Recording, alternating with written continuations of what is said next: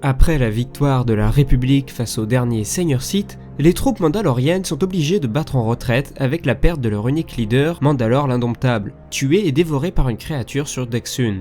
Le dernier espoir des Mandaloriens réside dans un jeune guerrier qui a le courage de se rendre sur cette même planète pour y récupérer le masque de son prédécesseur, et à qui on donna le nom de Mandalore l'Ultime en l'honneur de son acte de bravoure. Dans un premier temps, ce leader tente de réunir tous les clans, mais en constatant que certains groupes ne répondent pas à l'appel, il décide de modifier la politique ancestrale de son peuple et décide donc de faire appel à n'importe quel individu volontaire et qui souhaiterait se joindre à son armée. L'honneur du peuple mandalorien retrouvé, quelques petites vagues de conquêtes sont menées dans la bordure extérieure, loin, très loin de la juridiction républicaine. Ils prennent par exemple pour cible la planète Cathar et Mandalore l'Ultime décide de confier l'assaut à son général Cassius Fett. Les Cathars, n'ayant aucunement préparé cette attaque, se font complètement massacrer par les basilisques mandaloriens. En prime de tout cela, Mandalore l'Ultime décide qu'il est temps d'envoyer un message à la République et ordonne le génocide de l'ensemble de la population. Heureusement, certains d'entre eux parviennent à s'enfuir pour pouvoir aller prévenir la République du terrible désastre qu'ils viennent de vivre. Dans le même temps, une Jedi, Krinda, décide de fonder officieusement un ordre secret au sein même de l'ordre Jedi qui aurait pour objectif de prévenir le retour des Seigneurs Sith. Le leader de ce groupe est Lucian Drey, le fils de Krinda. Cet ordre s'installa dans l'ancienne tour Jedi de Taris, à l'abri du regard des membres du Conseil Jedi. 11 ans après les premiers affrontements, Mandalore l'Ultime déclare officiellement la guerre à la République. Le conflit atteint un point critique sur Taris, planète frontière entre l'espace républicain et celui des Mandaloriens. Très rapidement, les amiraux Noma Somos et Jimas Veltra sont dépêchés pour protéger la planète, mais entre-temps, les Mandaloriens prennent leurs adversaires à contre-pied puis ciblent une lune située dans la bordure extérieure, une lune nommée Flashpoint. Sur cette dernière, ils installent un centre de recherche scientifique avec à sa tête le brillant biologiste Demagol. Le savant a pour objectif d'étudier les prisonniers Jedi, utilisant la torture pour essayer de comprendre les secrets de la Force et ainsi découvrir un point faible chez leurs ennemis. Ne pouvant laisser ces différents massacres être commis impunément, un Jedi du nom de Revan s'élève contre l'avis du Conseil pour mener en personne la riposte. Avant de partir en mission, Revan s'allie avec un autre Jedi dont les idées étaient proches des siennes, Alec. Ensemble, ils se rendent sur divers mondes dont la planète Taris pour rallier des Jedi à leur cause. Cette première rébellion du Chevalier Jedi entraîne la naissance du mouvement revanchiste prônant une action qui répondrait aux actes barbares des guerriers mandaloriens. Sur Taris, le cercle de veille mené d'une main de fer par Lucian Drey a décidé depuis plusieurs années de prendre des apprentis. Lucien, lui, hérite du jeune Zayne Carrick, un padawan extrêmement maladroit et pas franchement habile en ce qui concerne le maniement de la force. Malheureusement pour les padawans, au cours de l'épreuve finale qui leur est soumise, les maîtres ont une vision étrange leur dévoilant leur futur assassinat par l'un des 5 padawans, ce qui enclencherait alors le retour des Seigneurs Sith. Lucien prend alors la difficile décision d'éliminer l'ensemble des apprentis pour ne prendre aucun risque. Heureusement et grâce à sa malchance, Zayne arrive en retard au rendez-vous qui lui était fixé, ce qui lui permet de constater l'assassinat de ses camarades et lui laisse donc le temps de prendre la fuite. Évidemment, tout ne pouvait pas se passer de la meilleure des manières non plus, et Zayne est accusé malgré lui du meurtre de ses camarades Jedi. Mais grâce à l'aide de ses nombreux compagnons, il parvient toujours à filer entre les doigts des maîtres Jedi et sa recherche. Du côté de Taris, Mandalore l'Ultime se rend compte de la dispersion fulgurante des forces républicaines, et n'hésite pas une seule seconde avant de lancer l'assaut. Au cours de celui-ci, Jimas Veltra perd la vie et Noma Somos, grièvement blessé, est rapatrié en urgence sur Coruscant.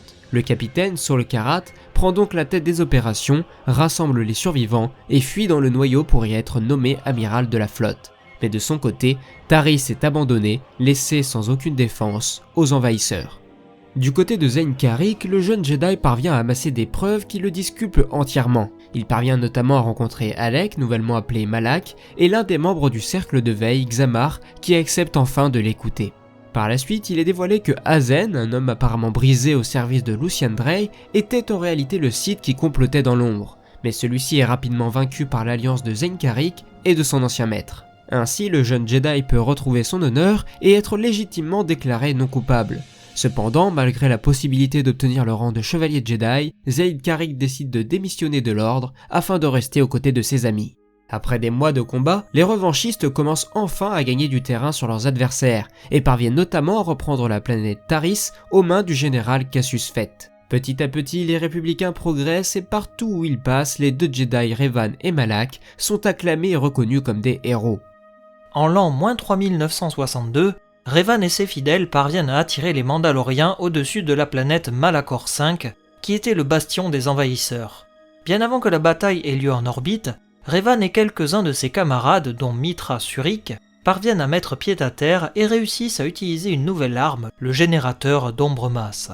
L'utilisation de cette arme de destruction massive provoque l'annihilation de la majorité des forces composant les deux armées.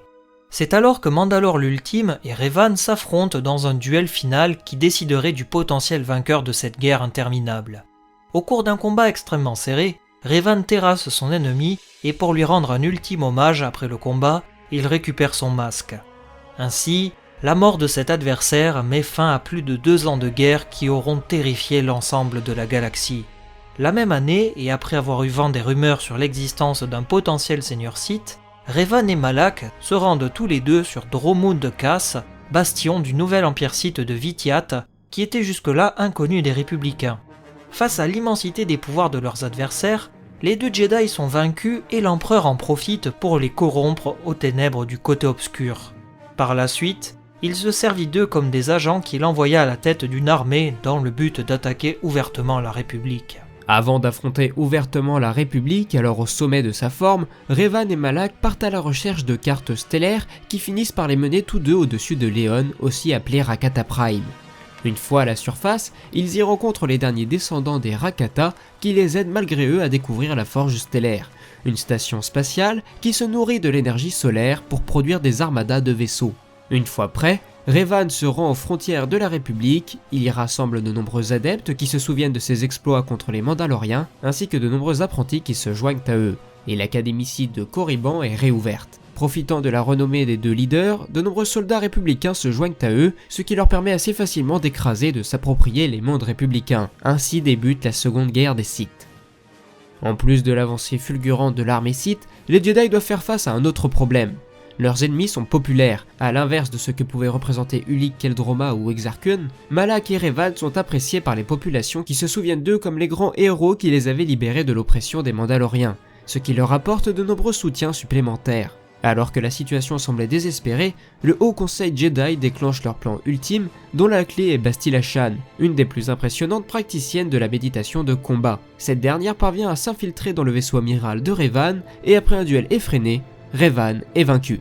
Dans la pure tradition Sith, Malak en profite pour faire bombarder le vaisseau de son maître en espérant le désintégrer, et devient logiquement le Seigneur Noir des Sith et leader légitime de l'Empire. Cependant, la Jedi parvient à sauver son ennemi grâce à ses talents de guérisseuse et à le ramener devant le Conseil Jedi qui décide pour l'occasion d'effacer la mémoire de Revan dans l'espoir qu'il puisse revenir du bon côté et ainsi les aider à anéantir les Sith ainsi que la Forge Stellaire. Revan se fait ensuite accompagner par de nombreux autres personnages qui l'aident à progresser dans sa quête. De retour sur Dantooine, les maîtres décident de reformer Revan aux arts Jedi. Dans les semaines qui suivent, Revan parvient à retrouver les fragments de cartes stellaires répartis sur Kashyyyk, Tatooine ou bien encore sur Manaan, ce qui lui permet de retrouver la route de la Forge Stellaire. Cependant, au cours de leurs aventures, Bastila est capturé par Malak qui parvient à briser sa volonté et à soumettre son esprit au pouvoir du côté obscur. Malak et Revan se livrent alors un ultime duel au sein même de la Forge Stellaire, alors qu'à l'extérieur, une bataille fait rage entre les forces de l'Empire et l'armada républicaine menée par le grand maître Jedi Vandar. Cette fois-ci, Malak est vaincu, Bastila est ramené du bon côté par Revan, et la Forge Stellaire peut enfin être détruite. Cependant, la chute de Malak n'occasionne pas la fin de l'ordre Sith, car nombre des survivants vont s'affronter pour déterminer lequel serait digne de devenir leur leader. Au terme de cette guerre civile entre Sith, 3 d'entre eux sortent du lot, Dark Sion, Dark Nihilus et Dark Traya. Cet obscur triumvirat se charge d'organiser et de mener les survivants de l'Empire de Malak contre les républicains. Cependant, les deux apprentis Nihilus et Sion décident d'unir leurs forces contre leur maître pour prendre le pouvoir. Et c'est ce qu'ils parviennent à faire en privant Traya de son lien avec la Force. Seuls maîtres de leur empire, les deux Sith n'ont plus qu'un seul objectif en tête, anéantir l'ordre Jedi. Pour l'occasion, Sion entraîne une multitude d'assassins Sith qu'il envoie parcourir la galaxie pour tuer tous les Jedi qu'ils croiseront sur leur passage. Petit à petit, les Jedi se font massacrer et leur nombre diminue considérablement. En plein désespoir, les maîtres Jedi se réunissent sur la planète Katar pour trouver une parade contre l'Empire Sith. Ce conclave devait être à la base tenu secret, mais Nihilus est mis au courant et lorsque son vaisseau émerge de l'hyperespace, il fait pleuvoir un déluge de feu sur la planète qui anéantit tous ses habitants ainsi que tous les maîtres Jedi présents sur place, dont le maître Vandar. Une fois sur le sol, Nihilus fait la rencontre de l'unique survivant de ce désastre, et cette personne étant sensible à la force, il décide de le prendre pour apprenti. Et c'est là qu'intervient Mitra Surik. Cette dernière écumait la bordure extérieure de la galaxie depuis plus de 9 ans maintenant, et ce n'est que lorsqu'elle fut avertie du désastre qui se produisait dans le reste de la galaxie par la maître Jedi Atrice qu'elle entreprit de revenir en terrain connu. Au cours de son voyage, elle fait la rencontre d'une vieille femme, Kreia, qui l'aide à de multiples reprises. Par la suite, la Jedi se fait accompagner par nombre de compagnons, tels que Canderous Ordo, tout juste nommé Mandalore par ses pairs. Par la suite, et après de multiples péripéties, Mitra réussit à éliminer les deux seigneurs Sith, Sion et Nihilus, mais après cela, Mitra comprend qu'un nouvel ennemi doit être abattu, en la personne de Dark Traya, alias Kreia, la femme qu'il avait tant aidée ces derniers mois, qui était en réalité une seigneur Sith. Au cours d'un combat épique mené sur Malachor V, là où tout avait commencé, la Jedi finit par se débarrasser de son adversaire et met ainsi fin à l'ultime menace Sith dont la galaxie avait la connaissance à ce moment-là. Cependant, au cours du combat final, Traya explique à Mitra que quelques années plus tôt, Revan, après avoir eu la vision de l'apparition d'un empire Sith encore plus puissant, s'était rendu au tréfonds des régions inconnues en compagnie de sa femme Bastila. Cette révélation faite, la Jedi part sans tarder à la recherche de Revan, tout en n'omettant pas de se débarrasser de l'influence néfaste de la planète Malachor V. Pendant ce temps-là, dans les régions inconnues, Revan s'était construite une vie de famille avec sa femme Bastila et notamment leur fils Vaner. Cependant, en ressentant l'influence grandissante d'un seigneur Sith, Revan décide de partir à la recherche de ce nouvel adversaire en solitaire. Il se rend de nouveau sur Dromund-Kaas, bien que son précédent passage sur cette planète ait été effacé de sa mémoire. Sur celle-ci, il se fait capturer et torturer par un Sith nommé Scourge. Après plusieurs mois de torture, Mitra Surik intervient et réussit à libérer son ami, qui dans le même temps avait réussi à rallier le Sith Scourge à sa cause. Après un combat extrêmement violent qui avait fait vaciller l'empereur Sith, Scourge trahit ses compagnons en tuant Mitra. Revan quant à lui est conservé dans la prison Maelstorm jusqu'à la fin de ses jours. Ainsi finit la vie d'un grand héros qui aura marqué de son nom et ce à jamais l'histoire de la galaxie Star Wars. Mais pendant ce temps, une ombre commence à s'élever et pour le moment, la République n'est certainement pas prête à affronter cette nouvelle menace. La vidéo est à présent terminée, j'espère que ce nouvel épisode vous aura plu, n'hésitez pas à me le faire remarquer en éclatant la barre de pouce bleu et en partageant la vidéo. Je tenais bien évidemment à remercier Mestre Thibaut pour son humble et magnifique participation, mais également Jérôme et Black, les deux personnes qui ont décidé de soutenir financièrement la chaîne, merci à vous. Vous pouvez vous aussi soutenir la chaîne et même gratuitement en vous rendant sur Utip. Concernant les œuvres que j'ai utilisées pour écrire cette vidéo, et si vous de votre côté vous souhaitez également en savoir plus, n'hésitez pas à jouer au jeu KOTOR. Bon ok, les graphismes ont un peu mal vieilli et le gameplay aussi, mais ça reste des RPG d'excellente facture, avec une histoire aux petits oignons, et avec en plus de tout cela une bande son signée Jeremy Soule, celui qui a notamment bossé sur Skyrim. Je vous recommande également de lire le roman Revan, ça peut être une porte d'entrée sympathique dans l'univers étendu de Star Wars, à condition d'avoir quelques bases. Bon évidemment je vous ai spoilé une grosse partie du bouquin dans cette vidéo, mais vous pouvez toujours vous le procurer, ça reste une histoire très intéressante à lire. Et bien évidemment, comme à chaque fois, je vous recommande le magnifique Atlas de chez Huggin et Menins, qui reste un incroyable grimoire rempli de savoir. Sur ce, j'ai assez parlé, encore merci à Mestre Thibaut pour avoir accepté de participer, et sur ce, moi il ne me reste plus qu'à vous dire à la prochaine et que la force soit avec vous, c'était Absolute, ciao.